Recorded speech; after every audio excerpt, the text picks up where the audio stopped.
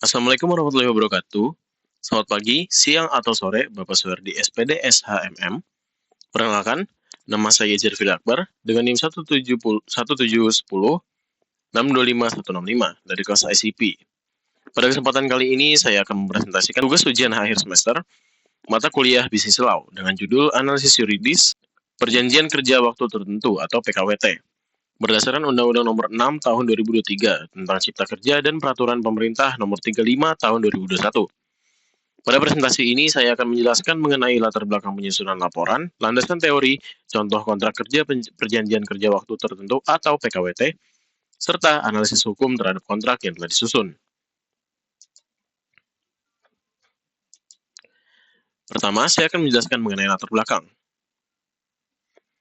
Dalam dunia kerja, hubungan antara perusahaan dan pekerja harus memiliki dasar hukum yang jelas.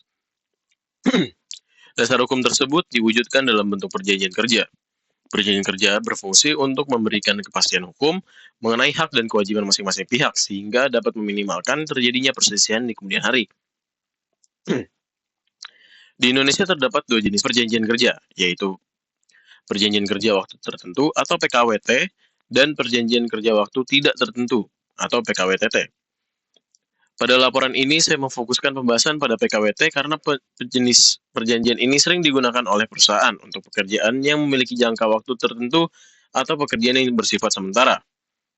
Tujuan penyusunan laporan ini adalah untuk memahami bagaimana menyusun kontrak kerja yang sesuai dengan ketentuan hukum serta menganalisis apakah kontrak tersebut telah memenuhi prinsip-prinsip hukum bisnis yang berlaku di Indonesia. Selanjutnya saya akan menjelaskan landasan teori.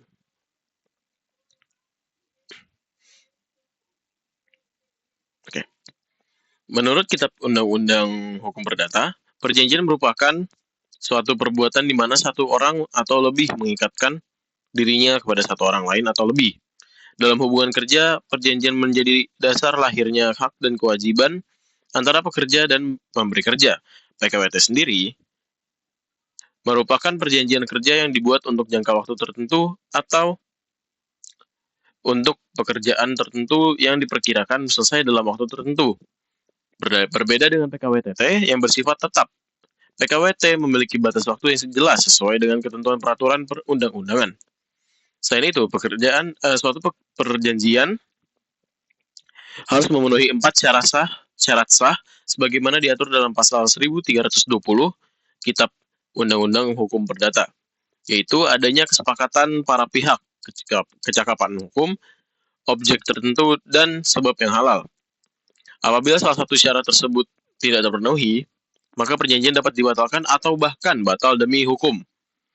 Selain syarat sah, perjanjian penyusunan kontrak juga harus memperhatikan asas-asas hukum perjanjian, seperti asas kebebasan berkontrak, asas konsensualisme, asas itikat baik, dan asas Pacta sunt servanda, yang menyatakan bahwa perjanjian yang dibuat secara sah berlaku sebagai undang-undang bagi para pihak. Selanjutnya saya akan menjelaskan mengenai contoh kontrak PKWT yang telah saya susun. Nah, kontrak dibuat antara perusahaan fiktif PT Nusantara Business Solution sebagai pemberi kerja dengan seorang pekerja bernama Andi Pratama sebagai digital marketing staff. Kontrak tersebut memuat identitas para pihak, tujuan perjanjian, ruang lingkup pekerjaan, jangka waktu kerja selama 12 bulan, waktu kerja, besaran gaji dan tunjangan, hak dan kewajiban masing-masing pihak, klausul kerahasiaan, ketentuan mengenai prestasi, force majeure, penyelesaian sengketa hingga penutup dan tanda tangan para pihak. Dengan adanya klausul-klausul tersebut, kontrak menjadi lebih jelas dan memberikan kepastian hukum bagi perusahaan maupun pekerja. Selanjutnya adalah analisis hukum terhadap kontrak yang telah disusun. Berdasarkan hasil analisis, kontrak ini telah memenuhi syarat sah perjanjian sebagaimana diatur dalam pasal 1320 Kitab Undang-Undang Hukum Perdata. Pertama, terdapat kesepakatan antara para pihak. Kedua belah pihak merupakan subjek hukum yang cakap. Ketiga, objek perjanjian dijelaskan secara rinci melalui jabatan, ruang lingkup pekerjaan, besaran upah, serta jangka waktu kerja. Keempat, tujuan perjanjian tidak bertentangan dengan hukum, sehingga memenuhi unsur sebab yang halal. Selain itu, kontrak juga telah menerapkan asas-asas hukum perjanjian. Asas kebebasan berkontrak terlihat dari kesepakatan kedua belah pihak dalam menentukan isi kontrak. Asas konsensualisme tercermin dari lahirnya hubungan kerja berdasarkan persetujuan bersama. Asas etikat baik terlihat dari kewajiban para pihak untuk melaksanakan kontrak secara jujur dan bertanggung jawab. Sedangkan asas pacta sunt servanda mengharuskan seluruh isi kontrak dipatuhi selama masa berlakunya perjanjian. Kontrak ini juga telah memuat klausul mengenai kerahasiaan perusahaan, sehingga informasi penting perusahaan tetap terlindungi.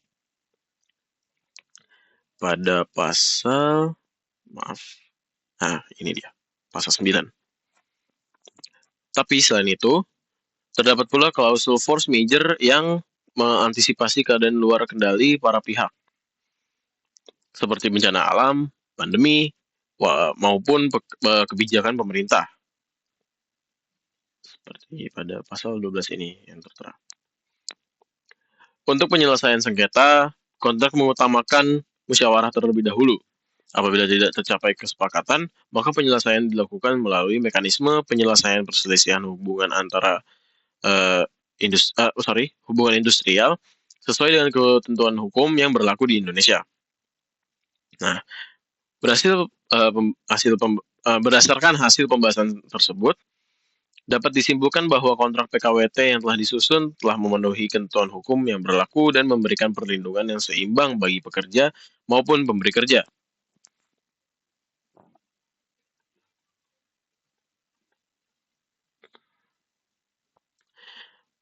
Penyusunan kontrak kerja yang baik sangat penting karena dapat memberikan kepastian hukum, mengurangi potensi sengketa, serta menciptakan hubungan kerja yang profesional dan saling menguntungkan. Melalui tugas ini, saya juga memperoleh pemahaman bahwa hukum bisnis tidak hanya dipelajari secara teori, tetapi juga diterapkan secara langsung dalam penyusunan kontrak yang sesuai dengan ketentuan peraturan perundang-undangan. Nah, kita sudah sampai di ujung dari laporan yang saya buat ini. Ini daftar pustakanya. Demikian presentasi yang dapat saya sampaikan. Terima kasih atas perhatian Bapak Suherdi SPD SHMM, serta teman-teman yang mungkin menyaksikan presentasi ini. Apabila terdapat kekurangan dan penyampaian maupun isi laporan, saya mohon maaf yang sebesar-besarnya, karena kita semua manusia dan tidak ada manusia yang sempurna. Sekian dari saya. Wassalamualaikum warahmatullahi wabarakatuh. Terima kasih.